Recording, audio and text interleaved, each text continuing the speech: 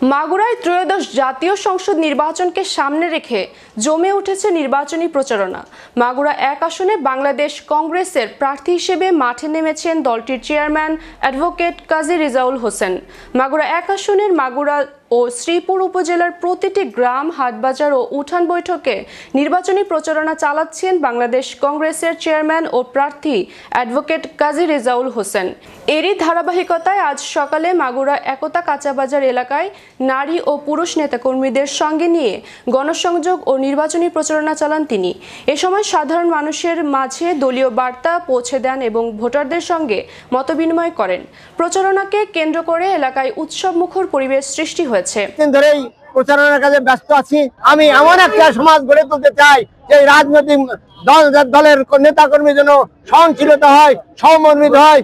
আমার পিছনে যে সমস্ত নেতা কর্মীরা আছে এরা সমস্ত যে মাগুরে যত প্রকার রাজনৈতিক বৈষম্যতা থাকুক, ব্যক্তি বৈষম্যতা থাকুক, এটা দূরীভূত করবো, যে সমাজকে আমি সুন্দর করে গড়ে তুলবো এই প্রত্যাশা নিয়ে আমি কাজ করছি। ধন্যবাদ সবাইকে।